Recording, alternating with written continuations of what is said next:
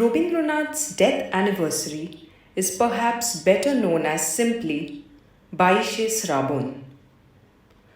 Upashuna has come up with this film based on the last few months of Rabindranath's life when he suffered from serious ailments.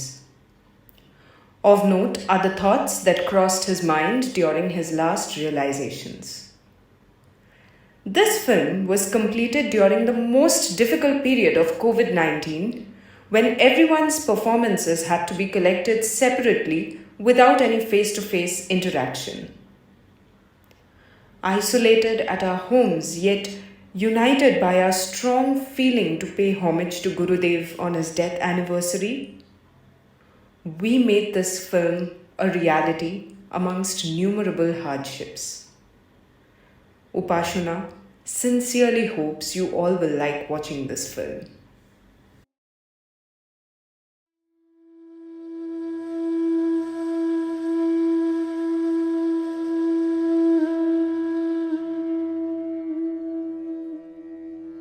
নমস্কার। বিশ্বকবি রবীন্দ্রনাথ ঠাকুরের ৮০তম প্রয়াণ তিথিতে উপাসনার শ্রদ্ধার্ঘ শ্রাবণ ঘন গহন হয়ে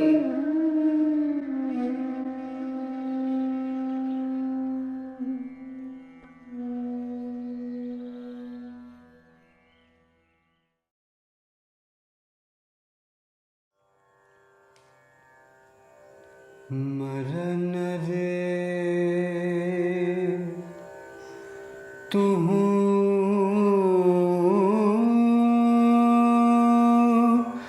मम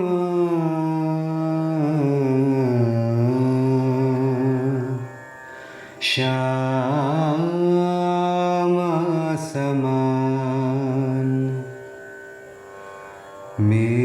मेघवरण तुझ मेघ जटाजुट रक्त कमल कर रक्त अधर पुट मेघवरण तुझ मेघ जटाजुट रक्त कमल कर रक्त अधर पुट ताप विमोचन कुरुण कोर तव मृत्यु अमृत करे दान तुहु मम श्याम समान आकुल राधा अति जर जरा झराई नयन दऊ अनुखन झर झर आकुल राधा रिझ अति जर जरा झराई नयन दो अनुखन झर झर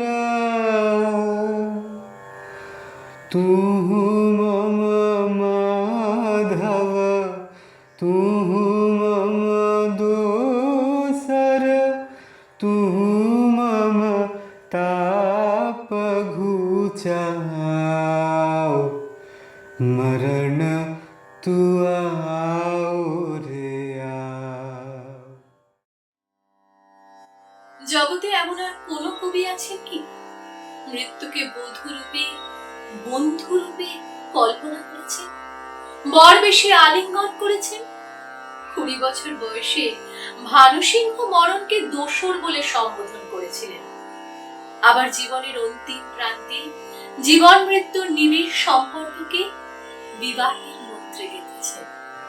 ভুজ পাশে তব লহ সম্বোধই আখি পাত মঝু देह तुरोधई कोरयु पर तुझा रोदई रोदई नींद भरब सब देह तू नहीं बिसरबी तू नहीं छोड़बी राधा हृदय तू कबहु न तोड़बी हिया राखबी अनुदिन अनुखन अतुलन तुहार लेह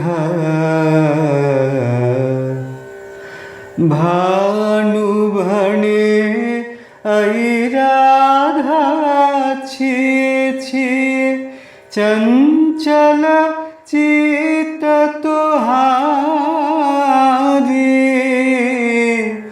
जीवन बल्लभ मरण अधिका सो अब तू देख बिचारी मरण रे तू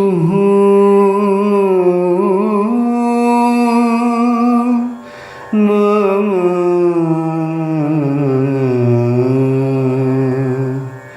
শ্যাম সমান। দেখো, জীবন যেমন সত্য, মৃত্যুও তেমনি সত্য। কষ্ট হয় মানি, কিন্তু মৃত্যু না থাকলে জীবনের কোনো মূল্য থাকে না। যেমন বিরহ না থাকলে মিলনের কোনো মানে নেই। তাই শোককে বাড়িয়ে দেখা ঠিক নয়। মৃত্যুর চেয়ে জীবনের দাবি বড়।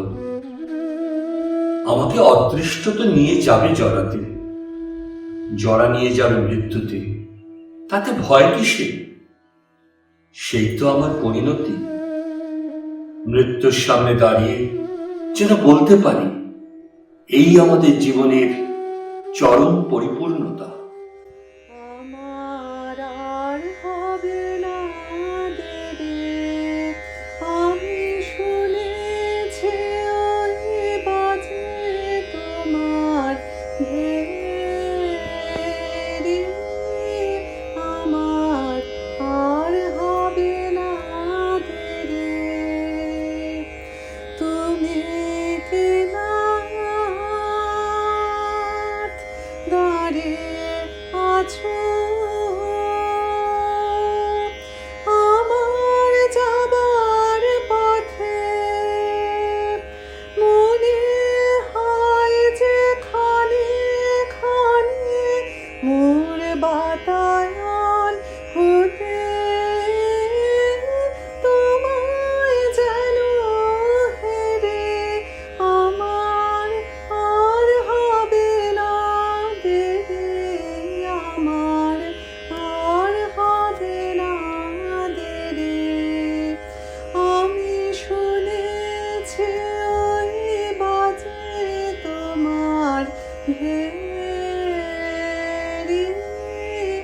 আমার আর হবে না দেরি, আমার স্বপ্ন হলো সারা এখন প্রাণের বিনা বাজায় ভোরের তারা।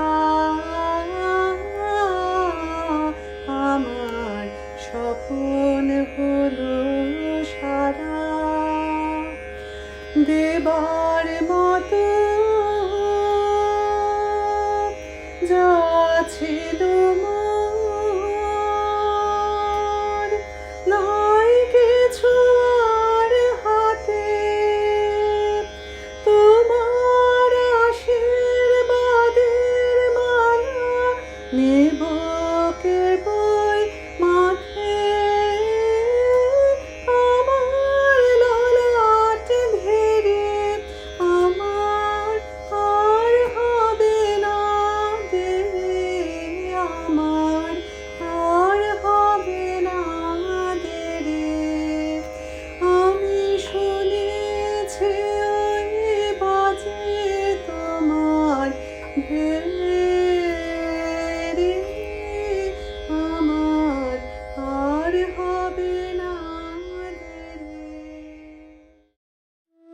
প্রতিমা দেবী লিখছেন, বাবা মশাইয়ের মনে তার অবসানের একটি কাল্পনিক ছবি গড়ে উঠেছিল। সেই ভাবের কথা তিনি বলতেন, যেমন করে ফুল পাতা খসে পড়ে। তিনি ভেবেছিলেন তেমনি করে একদিন প্রকৃতির কোলে ঝরে পড়বেন। সেই হতো কবির যথার্থ স্বাভাবিক অবসান, কিন্তু নিয়তির ফের অন্যরূপ। আসন্ন বর্ষের শেষ, পুরাতন আমার আপন শ্লথ বৃন্ত ফলের মতো ছিন্ন হয়ে আসিতেছে। অনুভব তারি আপনারে দিতেছে বিস্তারি আমার সকল কিছু মাঝে। 1940 সেপ্টেম্বর, বৃষ্টির পালা সবে শেষ হয়েছে। শরৎকালের আভা জেগে উঠেছে আকাশে বাতাসে। শান্তিনিকেতন ছেড়ে কবি চললেন কালিম্পং। তার বৌমা রয়েছেন সেখানে। বাবা মশাই আসবেন বলে বিশেষভাবে ঘরেতে ফুল সাজানোয় ব্যস্ত প্রতিমা দেবী।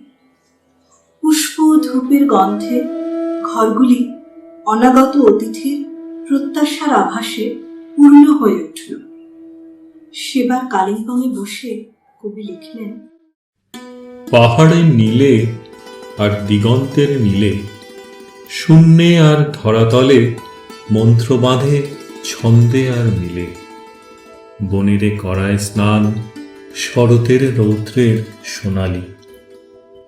হলদে ফুলের গুচ্ছে মধু খোঁজে বেগুনি মৌমাছি। মাঝখানে আমি আছি, চৌদিকে আকাশ তাই দিতেছে নিঃশব্দ করতালি। আমার আনন্দে আজ একাকার ধ্বনি আর রং, জানে কি তা কালিম্পং। 24 সেপ্টেম্বরেও কালিম্পংয়ে যে কবিতা লিখেছেন তার থেকে বোঝা যায় সমস্ত বিশ্ব প্রকৃতির সঙ্গে মিলে তিনি ওই সময়ে একটি ধ্বনি ও ভঙ্গির আনন্দলোকে বিচরণ করছিলেন। উত্তাম হইয়া ওঠে শুধু ধ্বনি, শুধু ভঙ্গি তার। মনে মনে দেখিতেছি সারা বেলা ধরি দলে দলে শব্দ ছোটে অর্থ ছিন্ন করি। আকাশে আকাশে যেন বাজে আগডুম বাগডুম ঘোড়াডুম সাজে।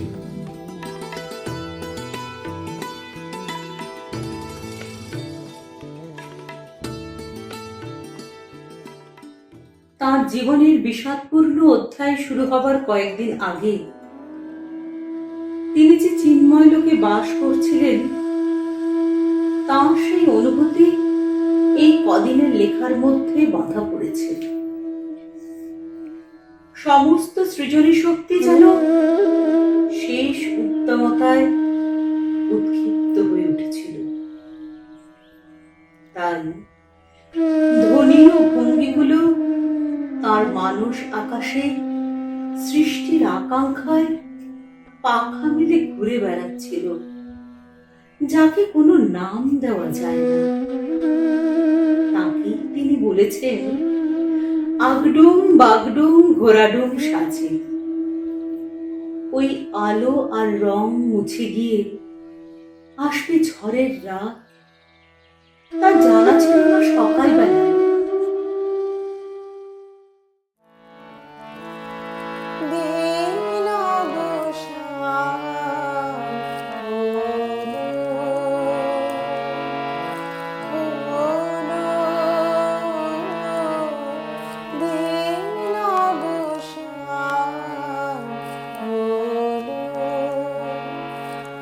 আমার আখি হতে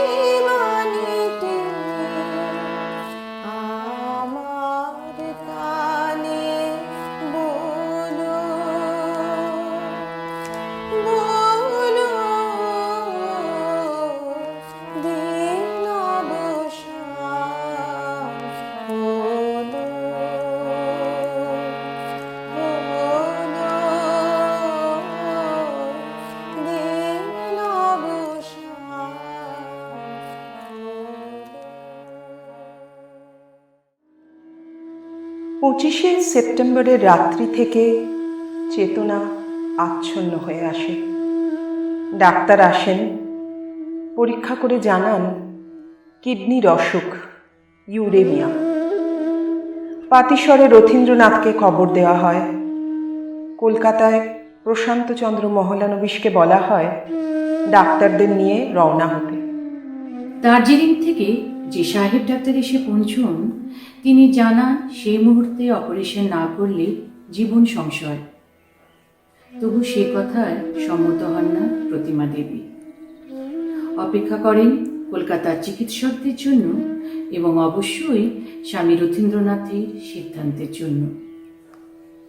একে একে সকলে আসেন পরের দিন। অ্যাম্বুলেন্স সঙ্গে এনেছিলেন ওরা।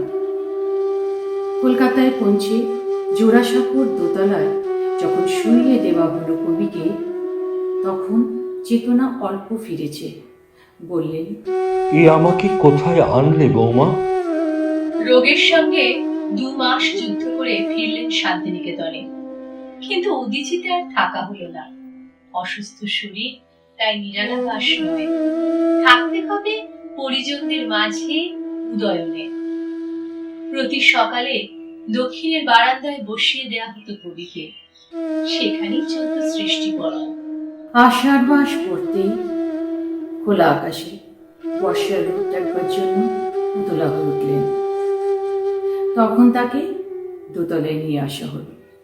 শরীরের ক্রমশ অবনতি হচ্ছে।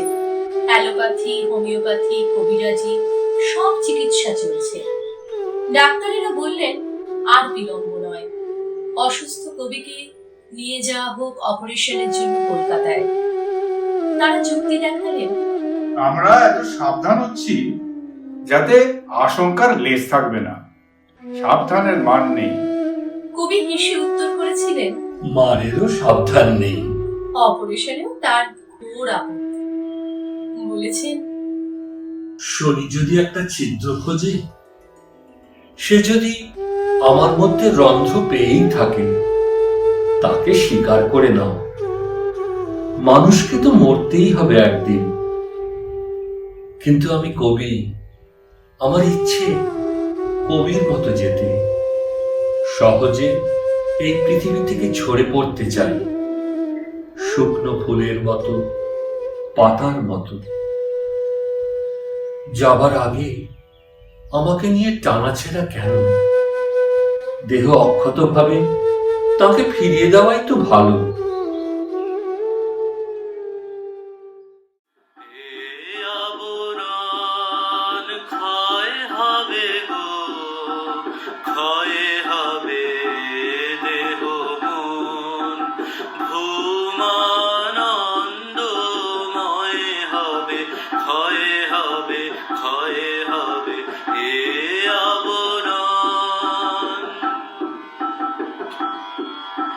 চোখে আমার মায়ার ছায়া টুটবে গো,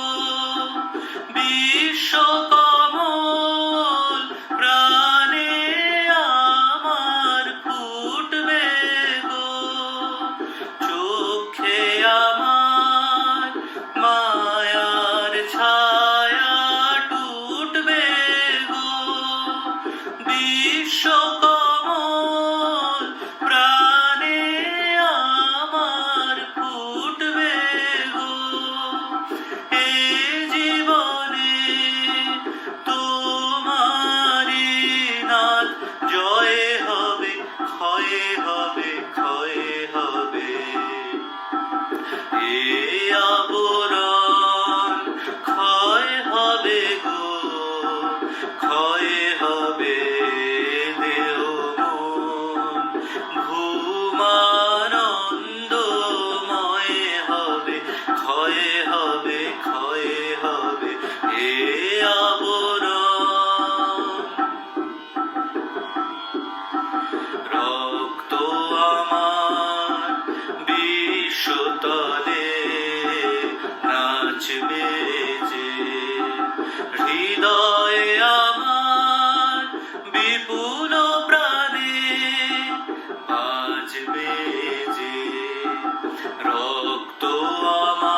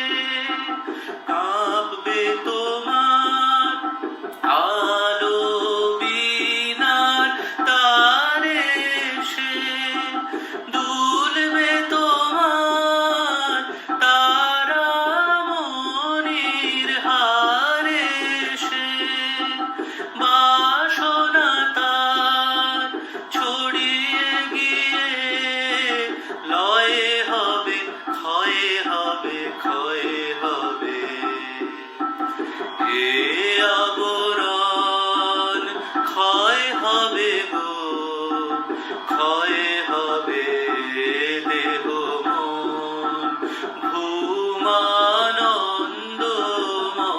হবে, ক্ষয়ে হবে, ক্ষয়ে হবে এ আবরণ।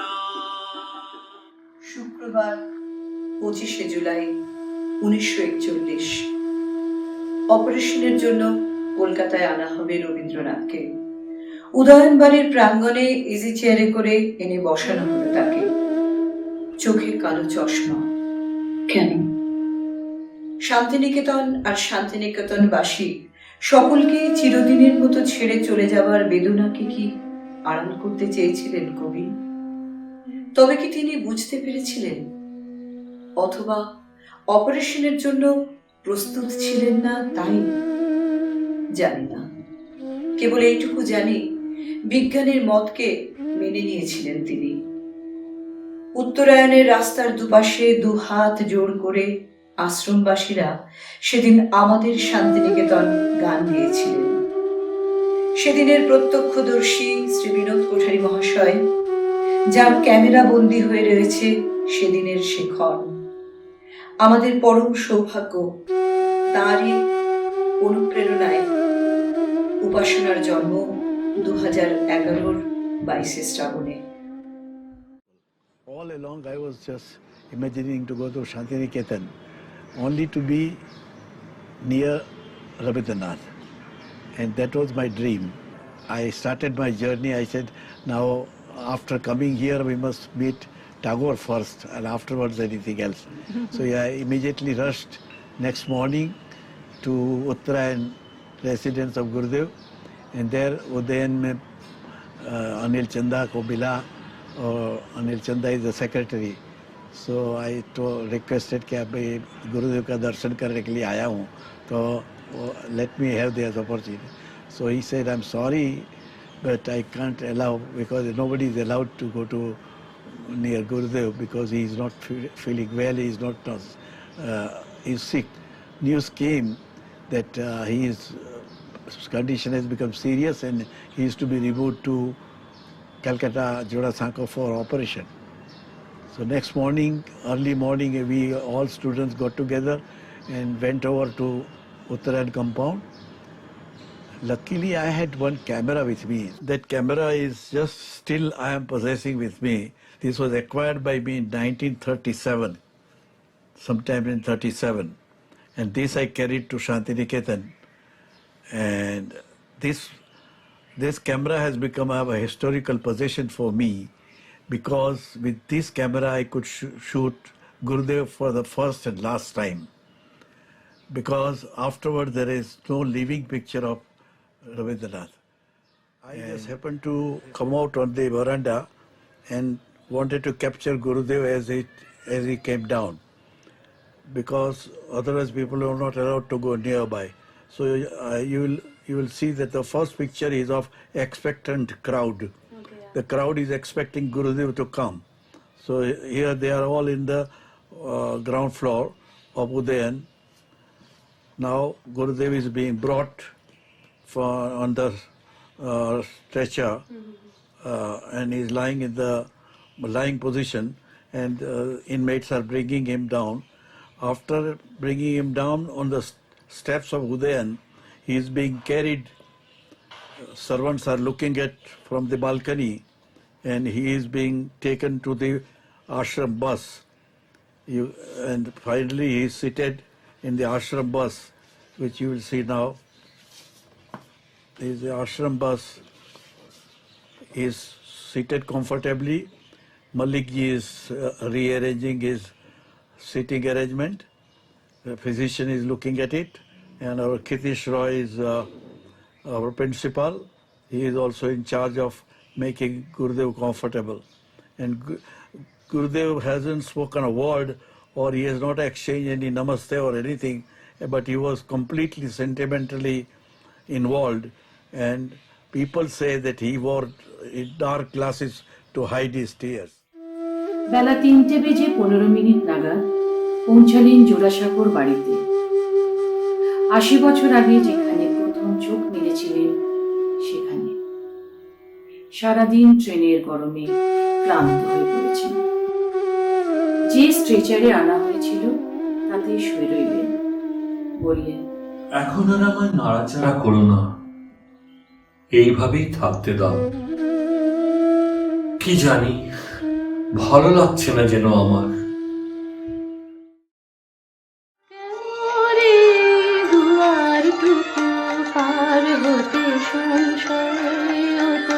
পার হতে সংসার জয় অজানার জয়। কেন রে দুয়ার টুকু পার হতে সংসার পার হতে সংসার জয় অজানার জয়। তুই দিতে তোর ভরসা যত, তুই দিতে তোর ভয়, কেন দিতে তোর ভয়। জয় অজানার জয়। কেন রে দুয়ার টুকু পার হতে সংসার পার হতে সংসার জয় অজানার জয়।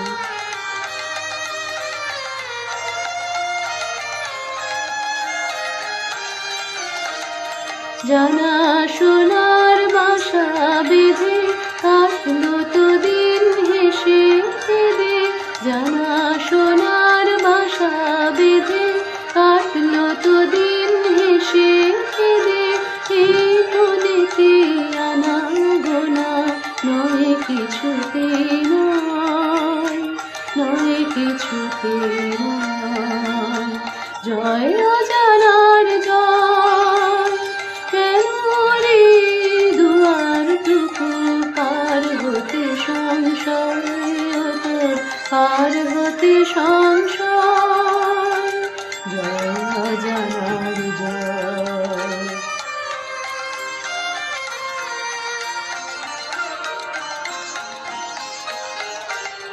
মরণকে তুই পর করেছিস ভাই, জীবন যে তোর তুচ্ছ হলো তাই। মরণকে তুই পর করেছিস ভাই, জীবন যে তোর তুচ্ছ হলো তাই।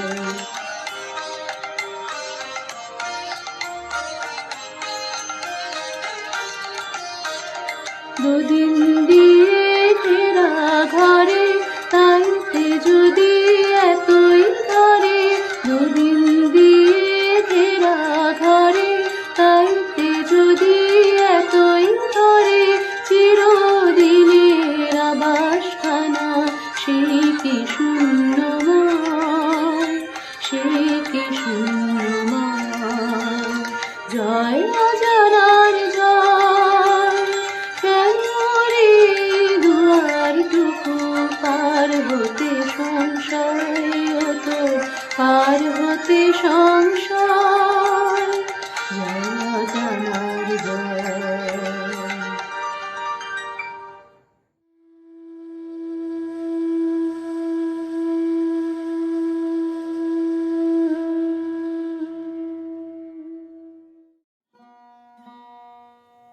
ছাব্বিশে জুলাই।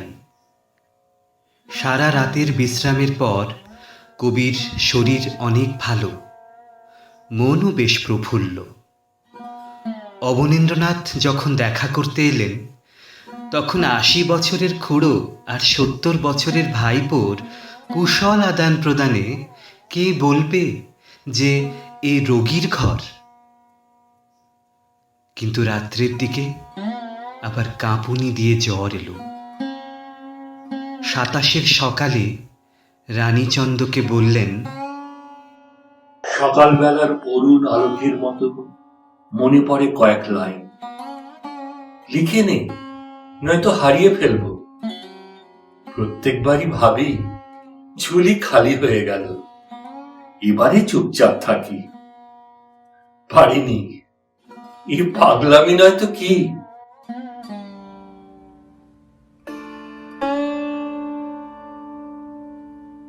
প্রথম দিনের সূর্য প্রশ্ন করেছিল সত্তার নূতন আবির্ভাবে।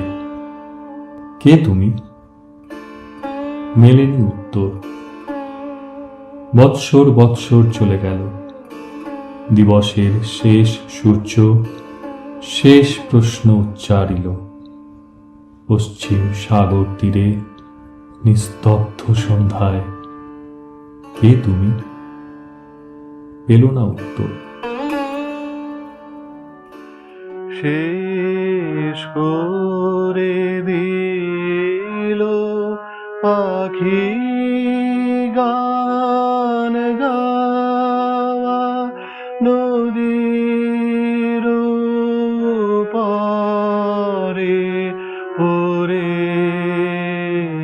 এলো হাওয়া, ও পারে তীর ভাঙা মন্দির, আধারে মাগরে আসিছে মধুর ঝিল্লির উপরে, গোধূলি লাগন রে আমার, গোধূলি লাগন এলো বুঝি কাছে।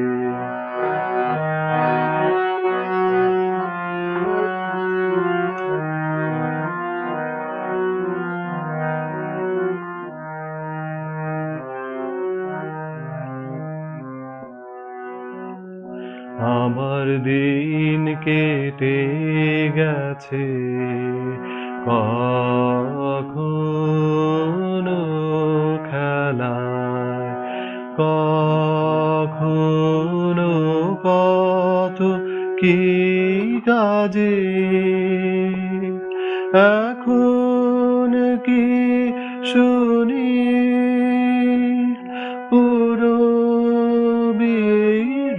সুরে, কোন দূরে বাঁশি বাজে, বুঝি দেরি নাই, আসি বুঝি আসি আলোকের আভা লেগেছে আকাশে, বেলা শেষে মোরে কে সাজাবে ওরে, নবমিলনের সাজে সারা হলো কাজ, মিছে কেন আজ ডাকো মোরে আর কাজে, আমার গোধূলি লাগন এলো বুঝি কাছে। গত 1 বছর ধরে ক্রমাগত অসুস্থ থাকায় আধশোয়া অবস্থায় বিছানায় ঘুমানোর অভ্যাস হয়ে গিয়েছিল রবীন্দ্রনাথের। বিছানায় কোমর থেকে ঘাড় অবধি অনেকগুলো বালিশ জড়ো করে রাখা হতো। হাঁটুর নিচেও সর্বদা একটা মোটা বালিশ থাকত। এই ভঙ্গিতে লেখাপড়ারও সুবিধা হতো। কিন্তু অপারেশনের পর কিছুদিন সোজা হয়ে শুয়ে থাকতে হবে। তাই ডাক্তাররা বললেন 2-1টা করে বালিশ কমিয়ে অভ্যাস করে নিতে হবে। তাই শুনে রসিকতা করতে ছাড়েন, বলেন, আর কেন, পা তুলে থাকা আমার আর চলবে না গো, উঁচু ঘাড়ও আমার আর সাজবে না। যে ঘাড় কোনোদিন নামায়নি, আজ এরা বলছে ঘাড় নামাও, পা সোজা করো। কি অধঃপতন হলো আমার, বলো দেখি। কত ভাবে রক্ত নিচ্ছে, পরীক্ষা করছে, দোষই পাচ্ছে না। রোগী আছে, রোগ নেই। 29-এর সকাল থেকে কবির বেশ বিমর্ষ ভাব। আশঙ্কা প্রকাশ করে ডক্টর জ্যোতিপ্রকাশ সরকারকে তিনি প্রশ্ন করেন, আচ্ছা জ্যোতি, আমাকে বুঝিয়ে বলো তো, এ ব্যাপারে আমার কতদিন লাগবে?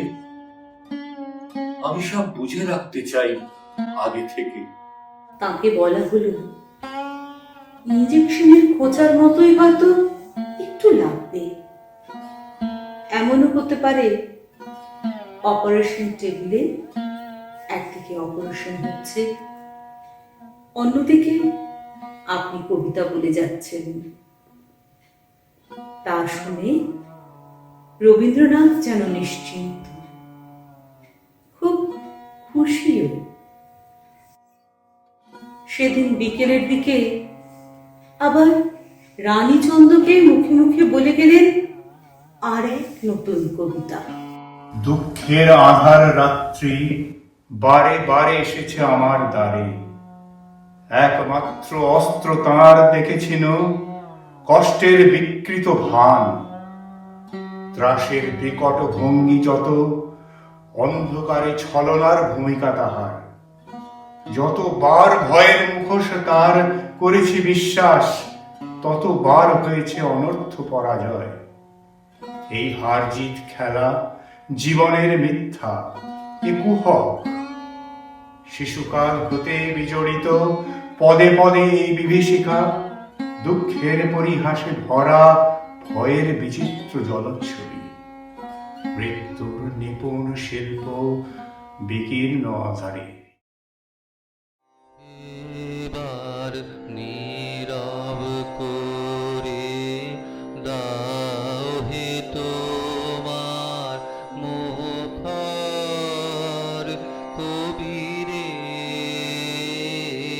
এবার নীরব করে দাও হে তোমার মুখর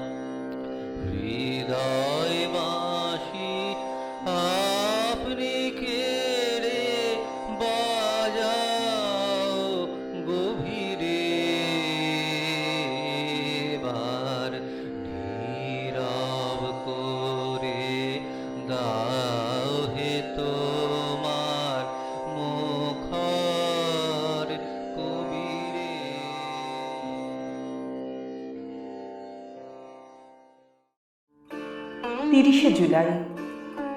আজই অপারেশন হবে। যদিও কবিকে সে কথা জানানো হয়নি তখন। জোড়াসাঁকো বাড়ির পাথরের ঘরের পূর্ব দিকে যে লম্বা বারান্দা, তারই ডান দিক ঘেঁষে অপারেশনের টেবিল সাজানো চলছে। আর এদিকে ঘরের মধ্যে জীবনের সর্বশেষ কবিতা রচনা করলেন রবীন্দ্রনাথ। লিখে রাখলেন রানীচন্দ্র।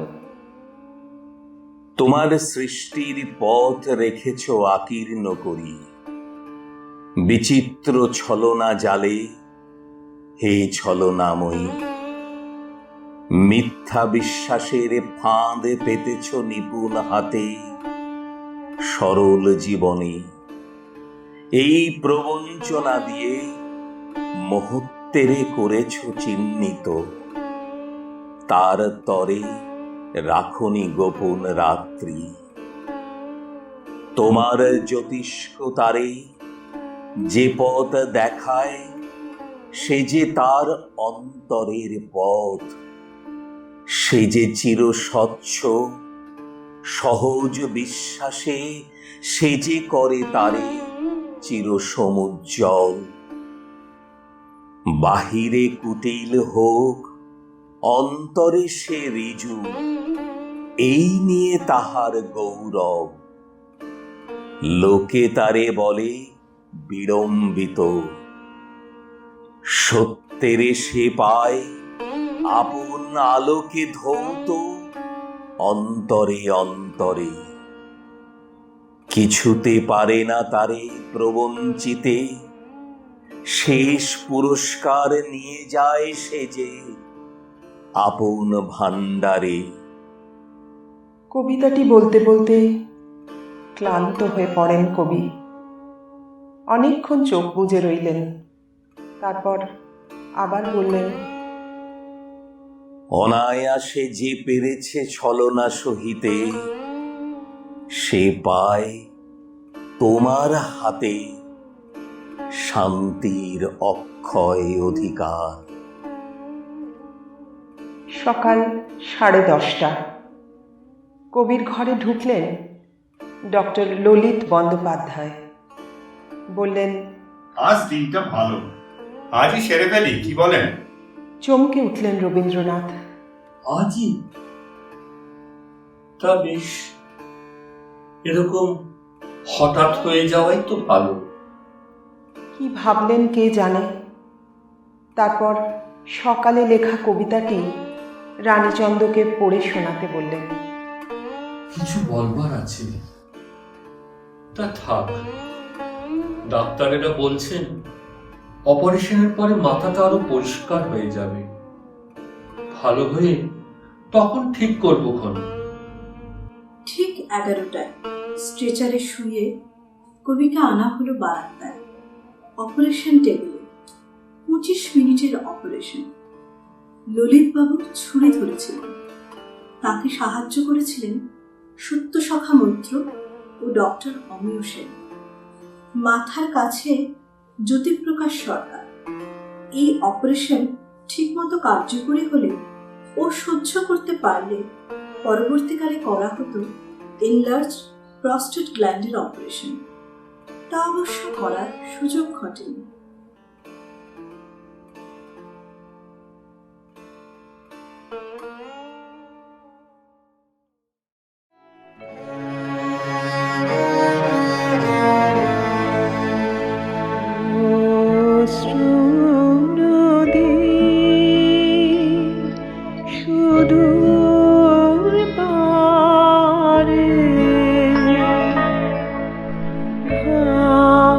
দেখা যায় তোমার দ্বারে,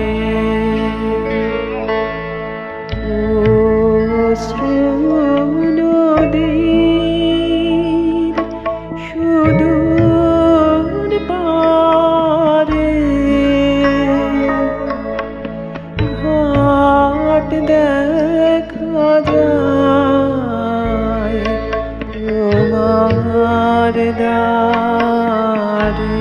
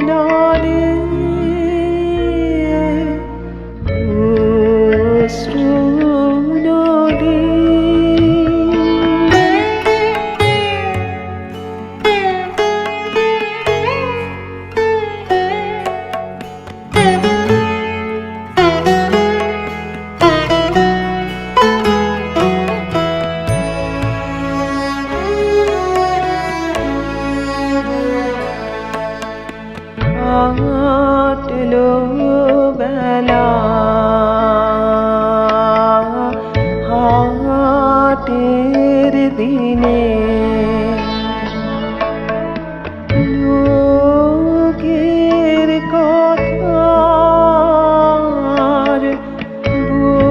বোঝা কিনে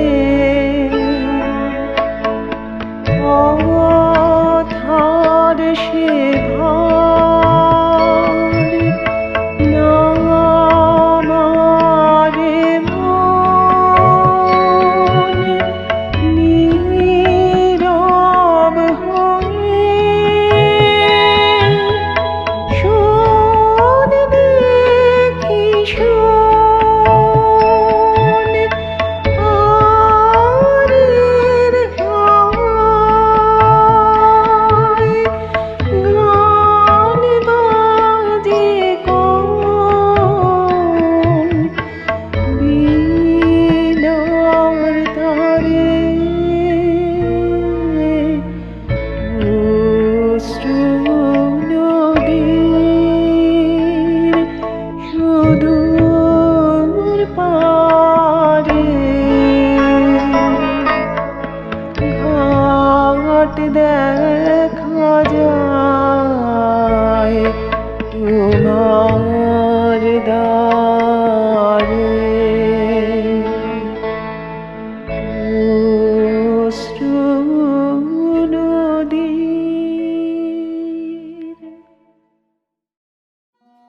অসুস্থ শরীর নিয়ে শান্তিনিকেতন থেকে প্রতিমা দেবী এলেন। বাড়িতে ডাক্তারের দল বাড়ছে, কিন্তু রোগের কোনো উপশম নেই। নতুন নতুন উপসর্গ বাড়ছে। পাশের ঘরেই আছেন রথীন্দ্রনাথ। পিতা পুত্রের মধ্যে কেবল একটি দেওয়ালের ব্যবধান। অবশ মনে রথীন্দ্রনাথ শুনছেন ডাক্তারদের কনফারেন্সের সব কথা, কিন্তু কেমন যেন মনে হচ্ছে আর বোধহয় সময় নেই। প্রস্তুত হতে হবে কি তবে অন্তিম মুহূর্তের জন্য? 5ই আগস্ট জেকে বসেছে ইউরেনিয়া। সন্ধ্যের দিকে ডক্টর নীলরতন সরকারকে নিয়ে এলেন ডক্টর বিধান রায়। স্যার নীলরতন রবীন্দ্রনাথের পাশে বসলেন, অন্য ডাক্তারদের কাছে খোঁজ নিলেন, কিন্তু বললেন না কিছু। যতক্ষণ বসে রইলেন, কবি বন্ধুর ডান হাতখানির উপর হাত বুলিয়ে যাচ্ছিলেন। যাবার সময় মাথার কাছ পর্যন্ত এসে একবার ঘুরে দাঁড়ালেন, দেখলেন কবিকে। তারপর দরজা পেরিয়ে চলে গেলেন। কি তার মনে হয়েছিল কে জানে, কিন্তু ওই ঘুরে দাঁড়িয়ে দেখার মানে স্পষ্ট হয়ে উঠল সবার মাঝে। বিধানচন্দ্র বেরিয়ে গেলেন ক্লান্ত পদে। এখানে একটি প্রসঙ্গ মনে পড়ছে। সকল ডাক্তারেরা যখন অপারেশনের জন্য একমত, তখন স্যার নীলরতন তার কবি বন্ধুর অপারেশনের বিপক্ষে ছিলেন। বলেছিলেন, আপনাদের কথা ঠিক যে অপারেশনটা খুব সহজ, কিন্তু মনে রাখবেন যে উনি স্বয়ং রবীন্দ্রনাথ। সাধারণ লোকের মতন ওর নার্ভ সিস্টেম নয়, সুকুমার দেহ ওর। কাজেই অন্য লোকের সঙ্গে তুলনা করা চলে না। অন্যের ক্ষেত্রে যা ফোঁড়া কাটা, রবীন্দ্রনাথের ক্ষেত্রে তা নাও হতে পারে। আমার মনে হয় না এ রিস্ক নেওয়া ঠিক হবে।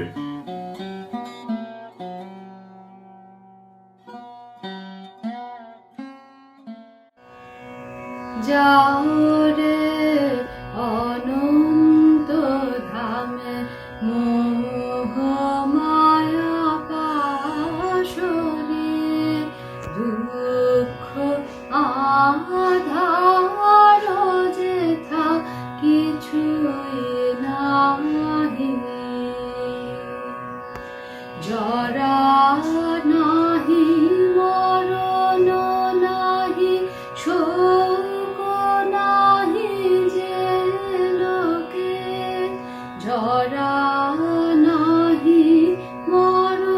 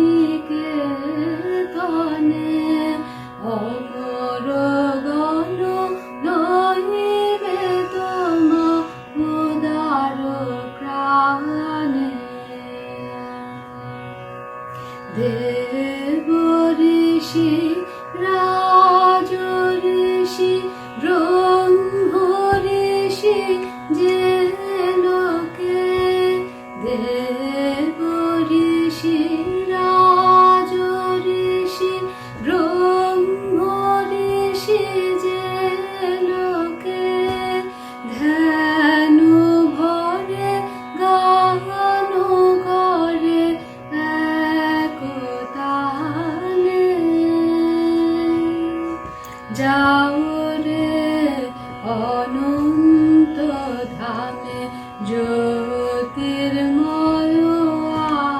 আলয়ে, শুভ্র সেই চিরবিমল পুণ্য কিরণে,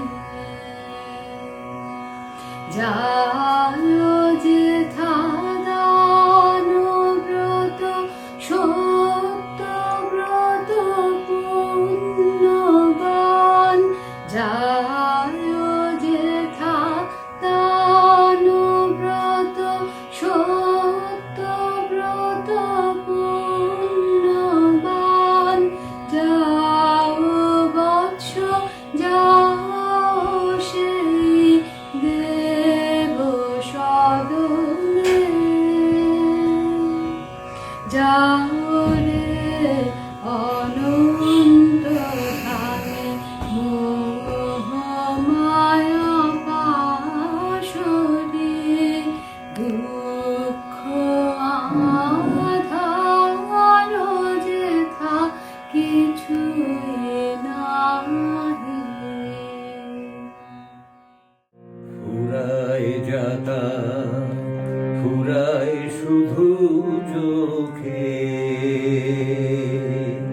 ফুরায় যাতা ফুরায় শুধু চোখে, অন্ধকারে পেরিয়ে দুয়ার যায় চলে আলোকে, পুরাতনের হৃদয় টুটে আপনি নূতন উঠবে ফুটে, পুরাতনের হৃদয় টুটে আপনি নূতন উঠবে ফুটে, জীবনে ফুল ফোটা হলে মরণে ফল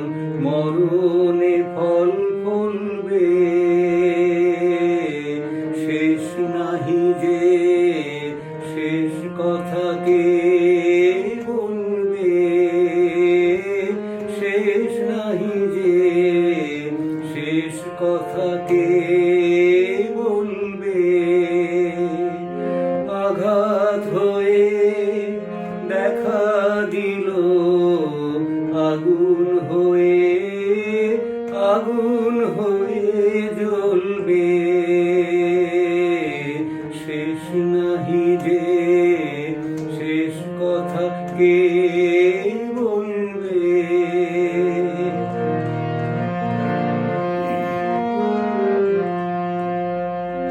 সঙ্গ হলে মেঘের পালা শুরু হবে বৃষ্টি ঢালা, সঙ্গ হলে মেঘের পালা শুরু হবে বৃষ্টি ঢালা, বরফ জমা সারা হলে নদী হয়ে গলবে, শেষ নাহি যে শেষ কথাকে বলবে। শ্রাবণ পূর্ণিমার রাত, আকাশ স্তব্ধ, লেগেছে রাখি বন্ধনের লগ্ন, বাড়ির চারিদিকে থমথমে ছায়া পড়েছে। রবীন্দ্রনাথের শিয়র বরাবর বাইরে পূবের আকাশে পূর্ণিমার ভরা চাঁদ। এমনটাই যেন হবার কথা ছিল কি? রাত 12টায় অবস্থা অত্যন্ত আশঙ্কাজনক হয়ে উঠল। মেঘ চাপা পূর্ণিমা, আর সারি সারি মুখ ঢাকা রুদ্যমান আলোয় শহরের নিষ্প্রদীপ রাত শ্রাবণ সমাচ্ছন্ন। আলো নিভল, রাত কাটল, পূর্ণিমা ছাড়ল, কিন্তু প্রভাতের কপালে আজ আর সূর্য উঠল না। এমন দিনেই এমনই শ্রাবণ ঘন গহন মোহে কানন ভূমি যখন কুজনহীন, সকল ঘরে যখন দুয়ার দেওয়া, একেলা পথিক গোপন তার চরণ ফেলে নিশার মতো নীরবে পথ চলে।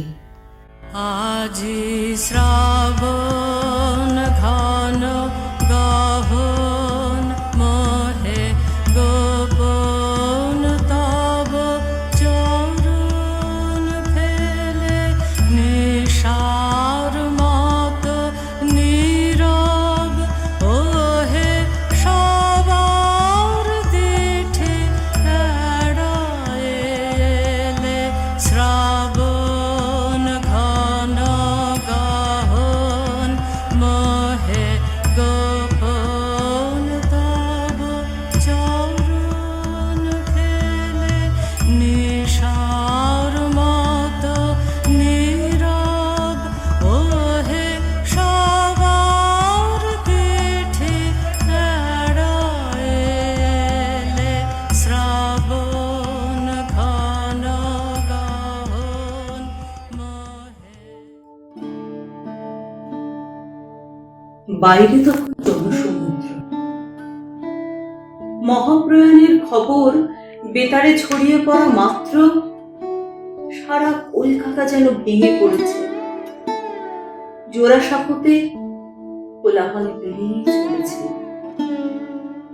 শেষবারের মতো তারা দেখবে তাদের কবিকে। আর ঘরের মধ্যে তখন নিস্তরঙ্গ নীরবতা। রথীন্দ্রনাথ দাঁড়িয়ে আছেন স্থির হয়ে, মুখের ভাব এক অবুঝ শিশুর মতো। কি ঘটেছে যেন বুঝতে পারছেন না।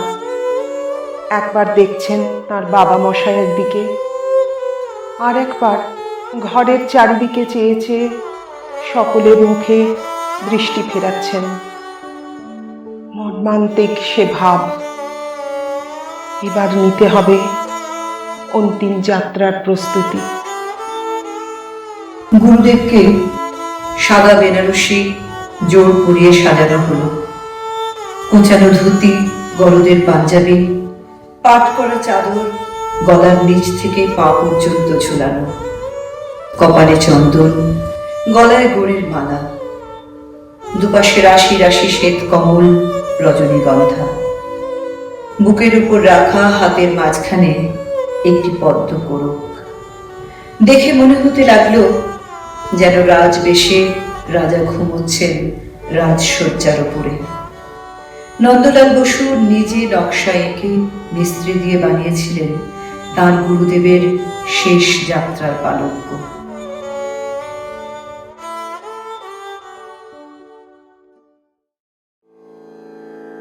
সুমুখে শান্তি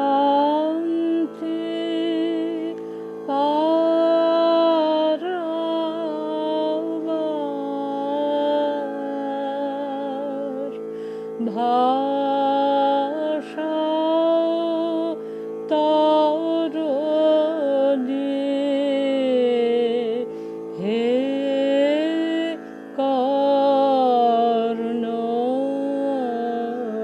কর্ণধার সম্মুখে শান্তি